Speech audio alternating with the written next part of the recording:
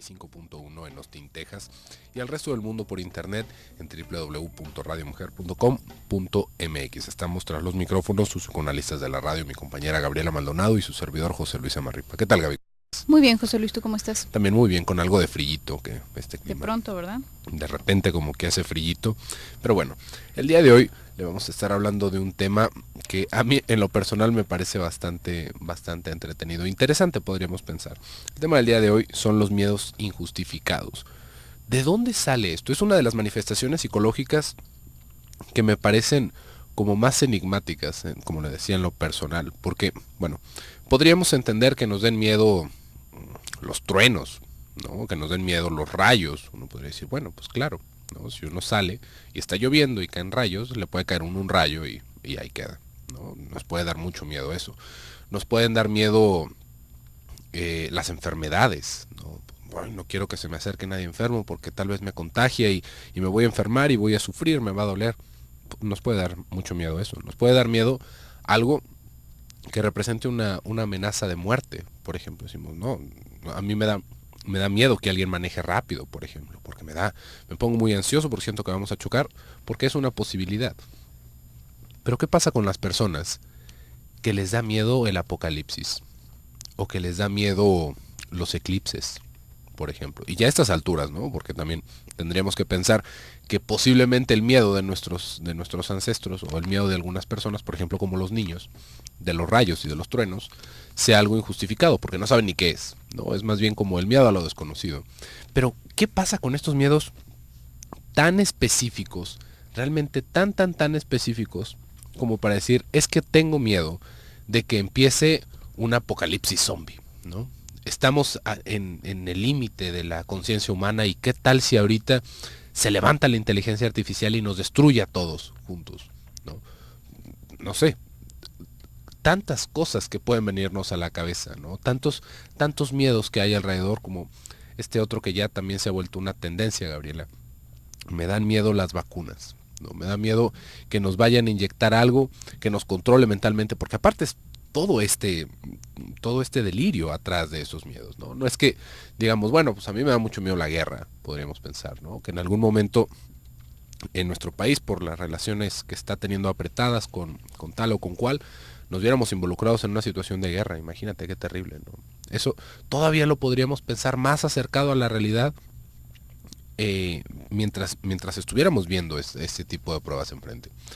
Pero ¿qué pasa cuando nuestro miedo es que nos secuestren los alienígenas, ¿no? Cuando nuestro miedo realmente va girando alrededor de todas esas cosas injustificadas. ¿Por qué? Porque no tenemos una prueba como tal de ello, ¿no? Y también a estos miedos le podríamos sumar estos miedos exagerados, que ya entrarían en otro aspecto, en donde le tenemos muchísimo miedo a las hormigas, o le tenemos muchísimo miedo a los patos, ¿no? Y uno diría, bueno, pues un pato, ¿qué te puede hacer, no? Igual y te da una patiza, te da unas mordiditas con su pico, pero por lo general no son animales pues bravos, no son animales muy agresivos, y a final de cuentas pues somos mucho más grandes, pues uno se lo saca de un manotazo, ¿no? al pato.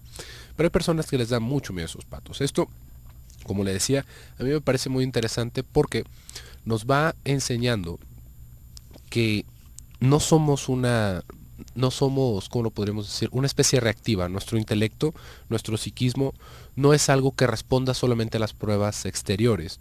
Usted nunca va a escuchar que un perro le tenga miedo al apocalipsis. Es más, un perro no le va a tener miedo ni a la muerte.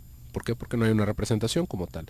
Pero sí le va a tener miedo a una chancla, le va a tener miedo a un periódico, le va a tener miedo a un ruido estruendoso. ¿Por qué? Porque sabe que por ahí puede haber peligro, sabe que por ahí lo pueden lastimar. Tal vez le tenga miedo a los perros más grandes. Pero todo esto va directamente relacionado al peligro de nuestra integridad que podemos ver enfrente. Y es una ansiedad pasajera, es un miedo que aparece solamente cuando tenemos esa parte fóbica, ¿no? O cuando tenemos ese objeto fóbico frente a nosotros. Fuera de eso, pues no hay gran problema. Pero con estos miedos injustificados nos vamos a dar cuenta que aún en esas situaciones en donde hay un objeto fóbico, nos da miedo, por ejemplo, las arañas. Y no es que nos dé miedo una araña en específico, decimos, ay, una araña capulina o una tarántula, imagínate, la tengo enfrente, o la estamos viendo, o se metió a nuestro cuarto, la vemos en nuestro zapato y bueno, se nos va la sangre de la cabeza. ¿Por qué? Porque tenemos miedo de que nos vayan a picar, tenemos miedo de que nos vayan a hacer daño. Pero desaparece esa araña y desapareció el miedo. Sin embargo, hay personas que este miedo les obliga a buscar en todos los recovecos de su casa a ver si no hay una araña. Cualquier tipo de araña. ¿Por qué? Porque pueden ser peligrosísimas a nuestra integridad. Y las arañas pues, realmente no representan ese peligro para nosotros. Como le decía, ¿qué va representando? ¿Qué es lo que nos dicen este tipo de miedos? Y estos miedos que también se pueden ir digamos, como creciendo o pueden ir estructurándose ya como una situación delirante, como esto que le estaba hablando hace rato, de que nos invadan los alienígenas o de que nos pongan dispositivos de control mental ¿para qué? Imagínense, como para qué necesitamos y así. Estamos medio brutos. ¿O para qué necesitaría gastar alguien su dinero en eso? Pero estos miedos injustificados, como le digo, nos van hablando de que no somos reactivos, de que hay un inconsciente en nosotros, de que hay un plano distinto al que nosotros estamos acostumbrados a hablar, a contactar, que va manejando mociones distintas a las que vamos nosotros detectando en vigilia, a las que vamos detectando en nuestra conciencia. Hay algo que nos va generando este tipo de ansiedades, porque ahí es en donde las podríamos encuadrar, ya no en un miedo, sino en una situación de ansiedad, en algo que se va formando dentro de nosotros, que nosotros de alguna forma vamos poblando el mundo exterior con nuestros demonios. Sí, por un lado creo que sería importante revisar qué ocurre cuando nosotros desconocemos algo, ¿no? Porque al final de cuentas es en lo desconocido, aquello desconocido que se convierte en el terreno fértil para todas nuestras ideas delirantes y más adelante para nuestros delirios. Esto tiene como una justificación muy sencilla y hasta cierto punto, si lo queremos pensar, loable, en el sentido de que cuando nosotros no entendemos algo, cualquier cosa, tratamos como de cerrar el tema en nuestra propia cabeza o con los demás, intentando hacer una conclusión rápida de eso. Estamos adivinando, en ese momento estamos adivinando, ¿no? Seguramente pasó tal cosa, ¿no? ¿Por qué no ha llegado fulanito de tal que lo estamos esperando? Seguramente se quedó atrapado en el tráfico. No nos quedamos con la pregunta flotando. Tratamos de concluirla con algo. ¿Por qué? Porque nos generaría angustia dejar la pregunta flotando. Muchas veces incluso luego de darnos alguna explicación disminuye la angustia, pero queda de todas maneras una buena cantidad de la misma. Entonces así nos vamos explicando el mundo, ¿no? ¿Por qué llueve? ¿Por qué se hace de noche? ¿Por qué se hace de día? ¿Por qué esta persona se enojó conmigo? O cualquier cosa alrededor.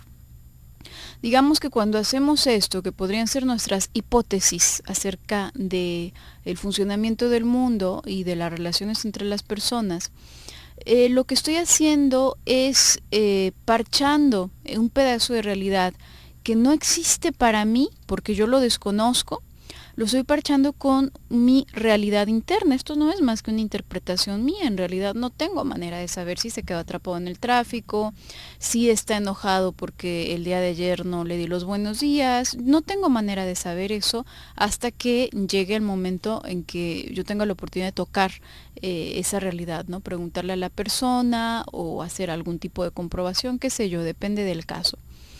Pero digamos que en ese espacio del desconocimiento cabe todas nuestras ideas delirantes y luego también nuestro delirio. Esto, decía yo, es una cuestión muy sencilla y además muy plausible, porque gracias a que nos hacemos estas teorías, luego vamos y comprobamos, las comparamos y eventualmente llegamos a la verdad, eventualmente llegamos a darnos cuenta cuál es el verdadero motivo por el que llueve, cuál es el verdadero motivo, por ejemplo, de alguna enfermedad, etcétera. Vamos a ir a un pequeño corte y en un momentito regresamos.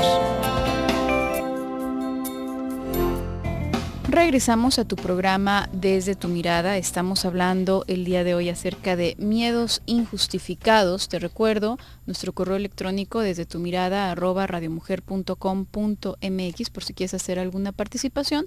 También lo puedes hacer a través de Twitter @desde tu mirada.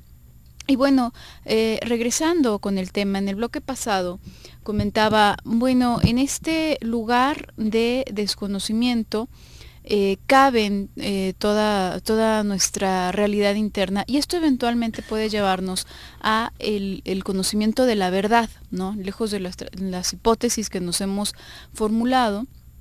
Bueno, pues eventualmente voy a comparar, voy a comprobar, alguien va a tener un contacto más cercano con ese fenómeno y voy a darme cuenta de qué es lo que está sucediendo.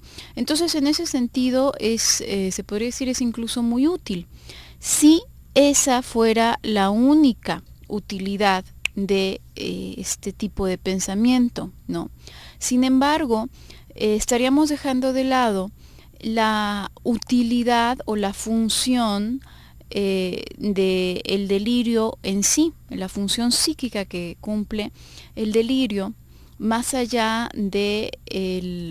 bueno, no va más allá, y sí va de la mano con este tratar de detener la angustia. En el primer caso, estábamos pensando en que estamos tratando de explicarnos un evento de la vida o del mundo cuyo motivo desconocemos, pero no nos significa demasiado, no nos significa mucho en tanto que nuestra historia personal. Pero ¿qué ocurre cuando hay un aspecto del mundo externo que no es que yo únicamente, meramente desconozca, como podría desconocer alguna materia, no sé, sino que ese pedazo de la realidad, de hecho, me genera muchísimo problema? El hecho de que sí conozco ese pedazo de la realidad, eso justamente me genera un problema terrible. Vamos a pensar, por ejemplo, en el malestar psíquico de alguna persona de la familia, ¿no? Está ahí un registro muy claro de que algo le está sucediendo a esa persona, de que esa persona está perdiendo cordura, pero esa parte de la realidad, justamente el conocimiento de esa parte de la realidad, me genera demasiada ansiedad y demasiados problemas. Entonces, una resolución a ese problema, por supuesto una resolución psicótica, sería apartarme de ese pedazo de la realidad, vamos a decir como ignorar o destruir, intentar destruir en mi cabeza, que el mecanismo, bueno, no tiene caso que lo nombremos, intentar destruir esa parte de la realidad en mi cabeza y suplirla y luego poner el parche. Entonces voy a poner algún otro parche y voy a decir, por ejemplo, que debido a que tuvo un enfrentamiento con X persona, entonces eso le hizo tanto daño y por eso es que se encuentra de esta manera, pero que se le va a quitar. A final de cuentas es una idea delirante, ¿no? Que me ayuda a alejarme de la realidad efectiva de que la persona está sufriendo de una condición mental. Esta digamos, es la función del delirio en sí mismo. Nos va a intentar alejar de la angustia. Pero lo curioso es que la angustia, sí, es verdad, se encuentra en aquello desconocido, pero también se encuentra en lo siniestro, justamente, en aquello que conocemos perfectamente, que sabemos perfectamente, y justamente porque nos es tan familiar, justamente porque hemos vivido con ello al lado, es que de alguna forma lo desconocemos, es que lo borramos de alguna forma. Entonces, bueno, ahí en este espacio en donde no es que no se sepa, no es que no se tenga noticia de la realidad, sino que está tratándose de borrar, es cuando la persona puede volverse mucho más necia ante cualquier prueba de lo contrario, ¿por qué no le sirven las pruebas para entender que es imposible, por ejemplo, que se levanten los muertos de la tumba? Porque ella no necesita razones, las razones las tenía antes y se encargó de destruirlas. Ahí lo que estamos viendo es una manera de actuar, ¿no? Más bien una manera de pensar que está totalmente privada de la razón. Porque cuando vemos que la represión va teniendo este tipo de impacto en nuestro pensamiento, como tú lo estabas explicando, Gaby, que no importa que tengamos la prueba, sino que esto nos genera demasiado conflicto y lo eliminamos de nuestro propio juicio, lo eliminamos como de nuestra propia percepción. No es necesario tener pruebas, no es necesario realmente hacer una investigación científica al respecto. No sirve, ¿no? No sirve. Se me hace muy interesante porque pensaba en un ejemplo que daba un maestro mío en la universidad, ya tiene rato, en donde hablaba de una persona que estaba en el pleno delirio, ¿no? Y esta persona decía que volaba, decía que tenía alas, que era un ángel.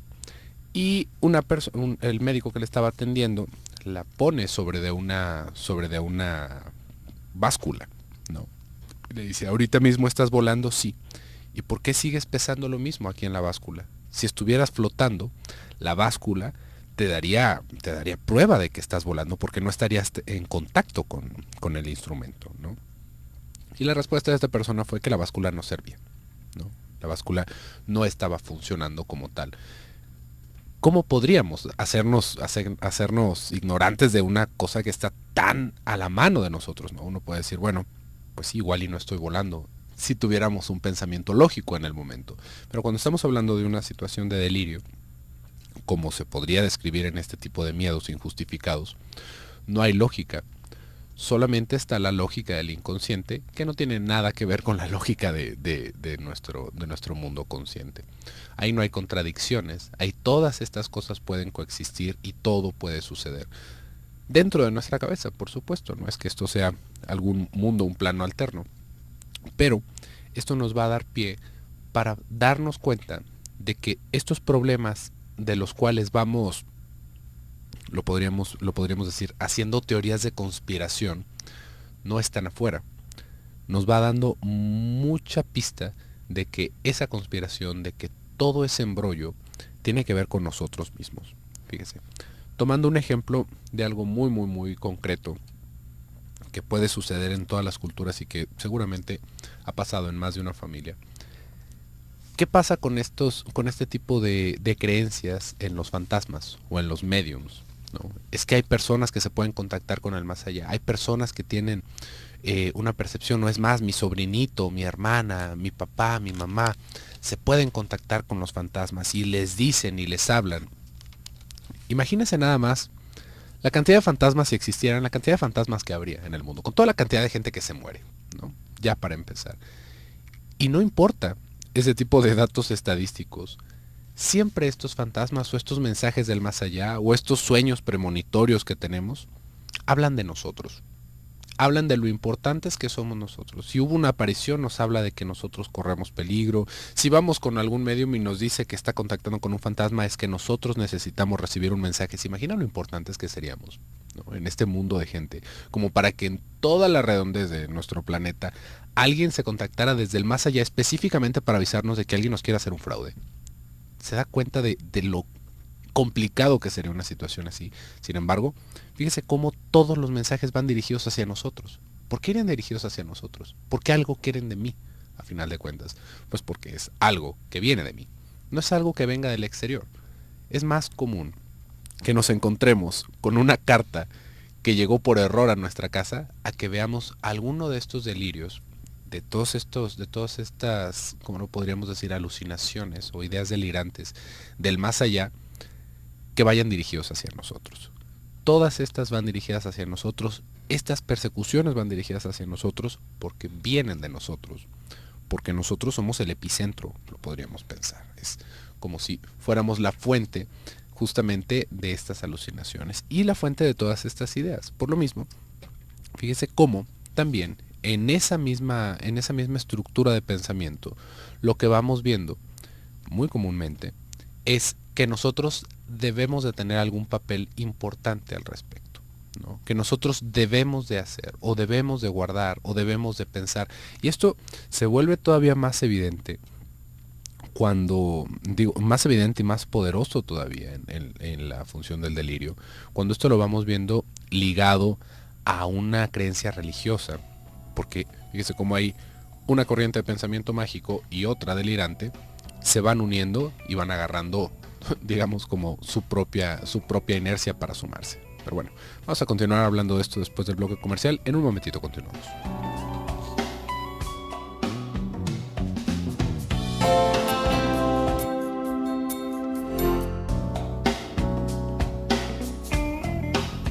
Estamos de regreso en su programa Desde tu Mirada. Les recuerdo, nuestro correo electrónico es desdetumirada@radiomujer.com.mx. También nos puede seguir en Twitter en @desde tu mirada.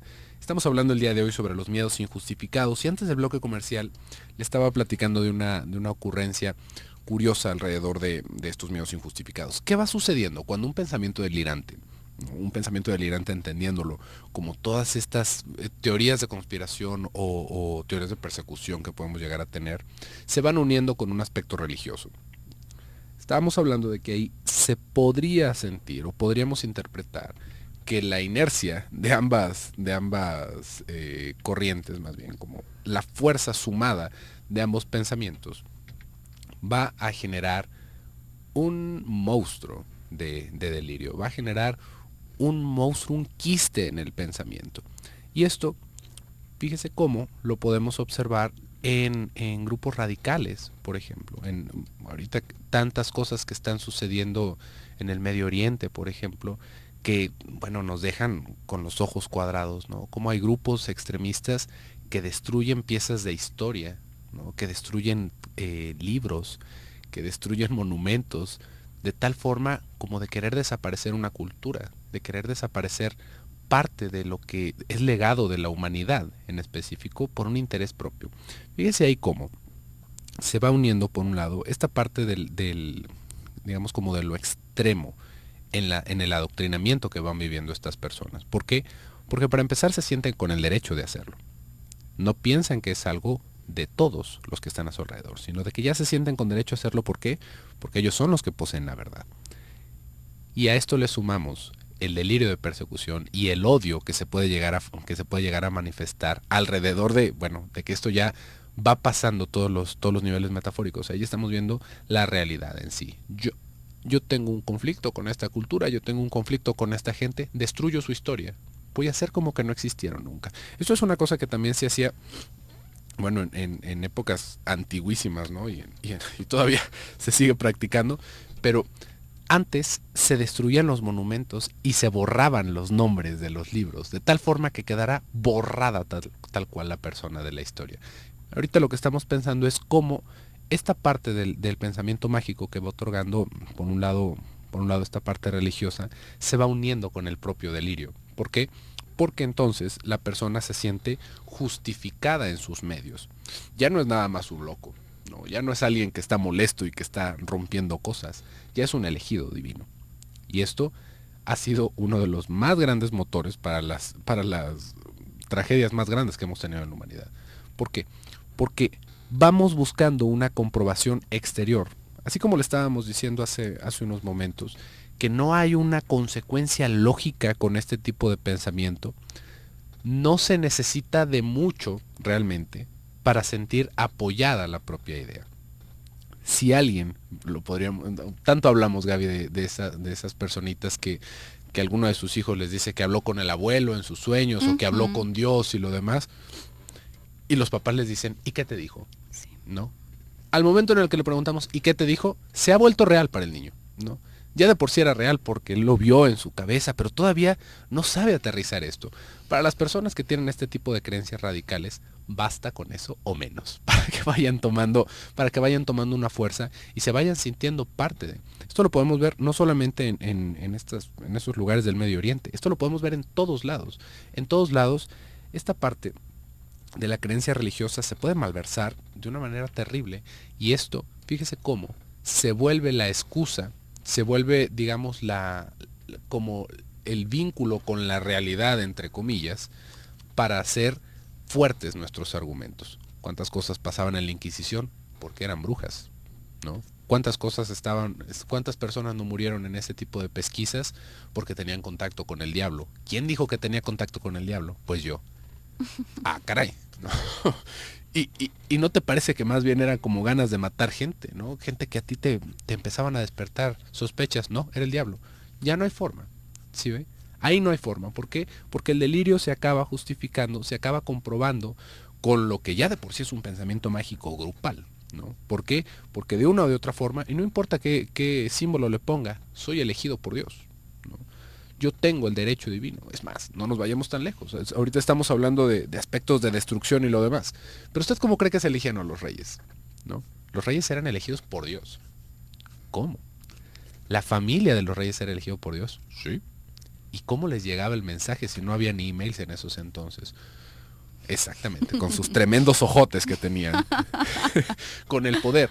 Porque Muy ahí interesado, todo Dios. lo que se necesitaba era tener, en un principio, ¿no? Así es como se forma un imperio. Soy lo suficientemente grande, poderoso y con los medios para destruir a mis enemigos, que adivine qué, ya soy Dios. Porque en mi mundo, en mi pequeño mundo, yo soy Dios. Y no nada más soy Dios, sino que aparte puedo elegir por él. Yo puedo decir, si ya tenemos un país, si ya tenemos un reino, un ejército, hombre, si las estrellas de rock de repente andan diciendo que son más grandes que Dios, ¿usted cree que un monarca no podría llegarse a sentir así, ya en la locura del poder? Pero lo terrible de esto es que después de eso empezamos la tradición. Y ahí tenemos coronaciones. Y bueno, hasta el día de hoy, Gabriela, todavía estamos en el argüende del espectáculo de qué va a ser del nuevo príncipe de Perenganito y tal. Hágame el favor, ¿no? A estas alturas del partido. Sí, realmente ahí hay algo verdaderamente triste, ¿no? Ahí no, de pronto se va borrando esta línea, porque lo que normalmente nos mantiene cuerdos es la frustración de la realidad, ¿no? La realidad aparece por lo general como una frustración en tanto que se opone a nuestras ideas delirantes. ¿Y nuestras ideas delirantes de dónde vienen? Nuestras ideas delirantes vienen de nuestros deseos, nada más. Son nuestros deseos hechos realidad. Uno puede decir, pero ¿cómo es posible si entonces todos los delirios serían hermosos, ¿no? Serían acerca de conejitos y de ponis y cosas dulces y maravillosas, y no habría delirios de persecución, no habría delirios de un rapto, por ejemplo, alienígena, no existirían todas estas cosas espeluznantes que no pueden ser clasificadas como deseos. Sí son deseos. Todo eso lo contiene nuestra cabeza. Todas esas imágenes espeluznantes, todo ese deseo de venganza hacia uno mismo. La persecución es esto, ¿no? La persecución, al final de cuentas, es un sentimiento, es como una forma primitiva de sentimiento de culpa. Uno, antes de poder, antes de haber tenido la capacidad de sentirnos culpables, nos sentíamos perseguidos. Entonces, cuando sobreviene uno de estos delirios de persecución, que pueden ser muy fuertes y muy agobiantes para la persona, eso que estamos viendo ahí manifestarse es una forma como muy brutal de conciencia moral que está castigando a la persona. Si alguien está persiguiendo a la persona, ella misma, ¿no? Porque algún deseo, algo debe de haber hecho o algo debe haber querido hacer que no estaba permitido. Entonces, una forma de desembarazarse, otra vez en una solución psicótica y en una solución que termina costando más cara que el problema en sí, pues vamos a asumir que no soy yo quien hizo esto malo, sino alguien que está afuera. Esas personas que están ahí afuera son malas y me quieren asesinar. Yo no las quiero asesinar porque yo no soy ningún asesino. Pero ¿cómo me voy a dejar? Pero no me voy a dejar, exactamente, porque esas personas sí me quieren asesinar, esas personas me quieren violar, esas personas me quieren hacer, y entonces voy a vivir angustiado por eso, voy a atacar a esas personas, pero ahora eso no me convierte en alguien malo, porque los estoy atacando porque ellos empezaron. claramente me están haciendo cosas. Entonces voy a permitir que se justifique mi agresión hacia ellos y al mismo tiempo me voy a castigar porque vivo en la angustia, vivo en el miedo de que alguien me está persiguiendo. Y ahí tengo dos en uno. Estoy satisfaciendo tanto mi deseo de agresivo, de perseguir, a lo mejor hasta de acosar sexualmente a alguien, y al mismo tiempo estoy dejando satisfecho a mi conciencia moral bastante destructiva y agresiva, ¿no? ¿Por qué? Porque estoy angustiadísimo, porque no me dejan en paz, porque ya me instalaron un chip quién sabe dónde. Entonces, ¿qué pasa con esto? Romper el delirio, como ya decías tú, José Luis, no tiene nada que ver con comprobar la realidad, tiene que ver la realidad efectiva del mundo externo, tiene que ver con tocar la realidad de mi deseo, el que está generando el delirio. Vamos a hacer un pequeño corte y regresamos.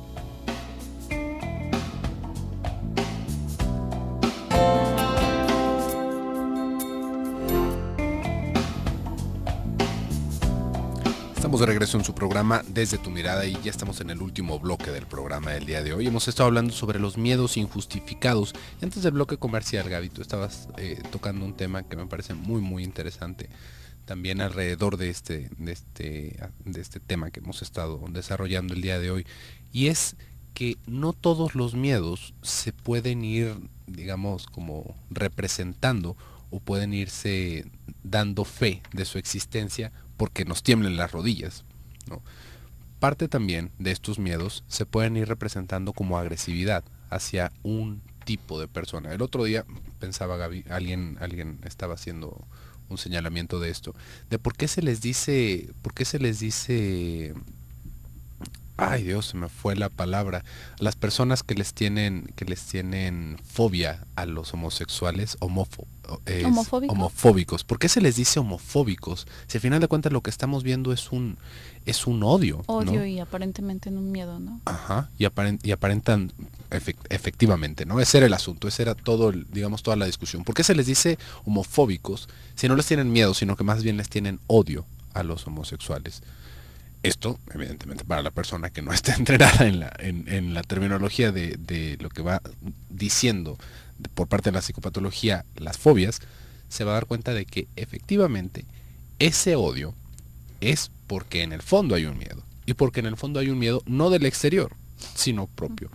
Ahí hay muchísimas cosas que se pueden ir, se pueden ir representando de esta misma manera. Alguien puede decir, es que yo soy aracnofóbico, ¿no?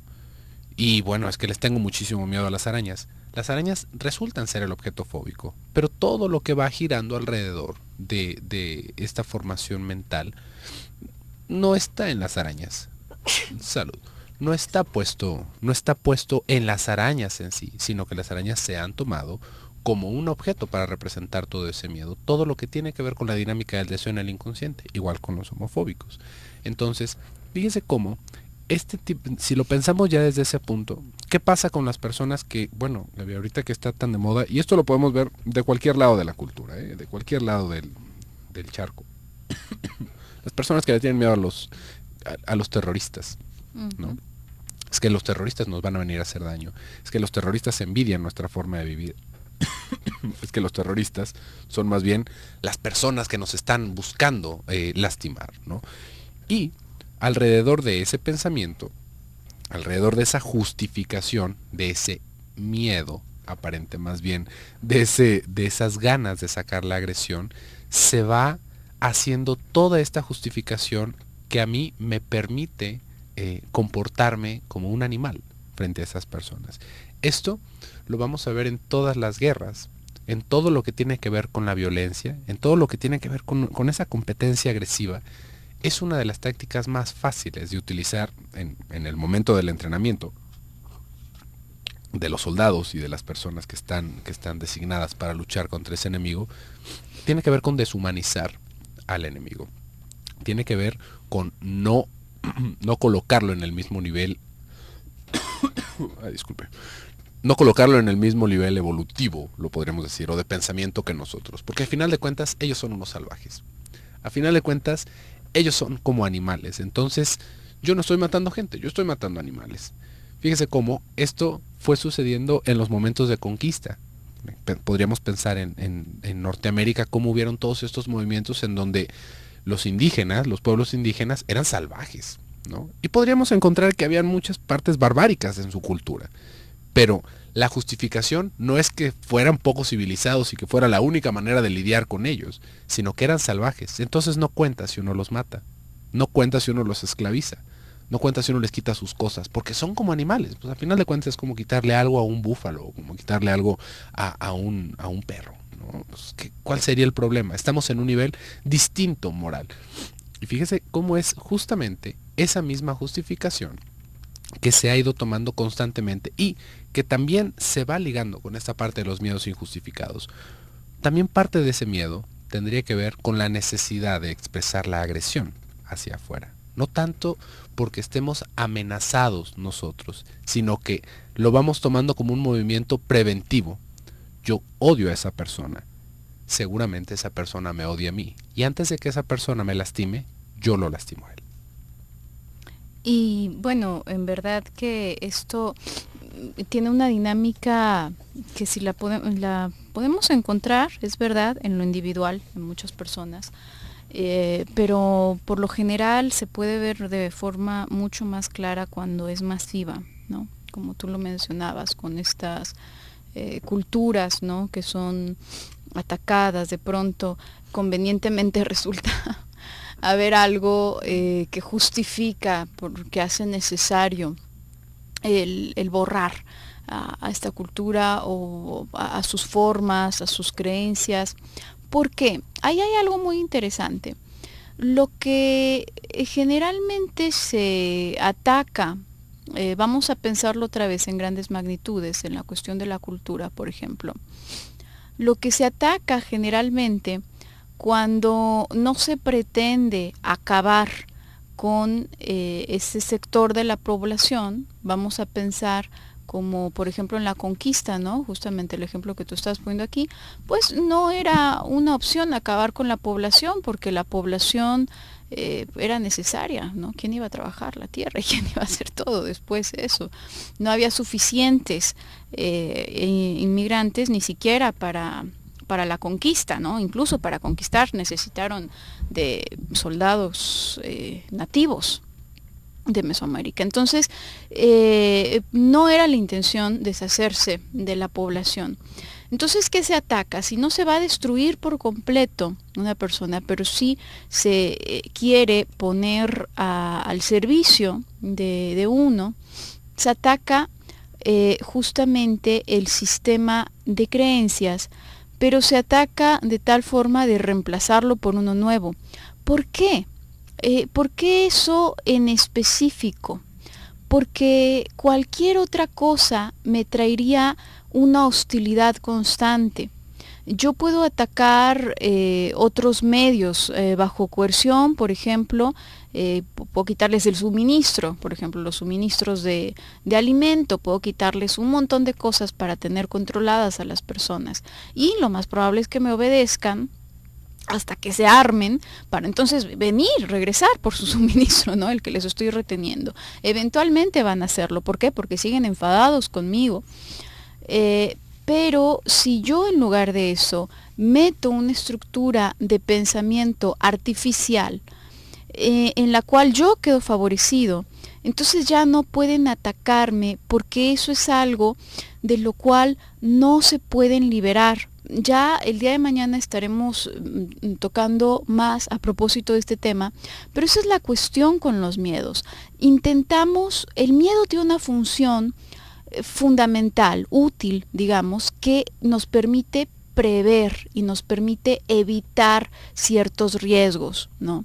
Puede ser lo más sencillo, parece que va a llover, entonces me voy a ir muy abrigado, me voy a llevar un paraguas, me voy a lo mejor ese mínimo nivel de angustia que me genera me permite prever, ¿no? Anticiparme. Pero cuando el miedo va en función a algo que yo llevo dentro, no puedo escapar de eso. Entonces voy a ser como un gato que persigue su cola, ¿no?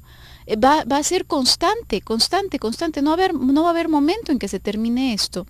No va a haber momento en que se termine el miedo, porque el miedo se va justificando a sí mismo una y otra vez, porque es parte de mí realmente. Entonces no hay forma de que yo lo evite o le rehuya, porque no es algo externo, es algo interno.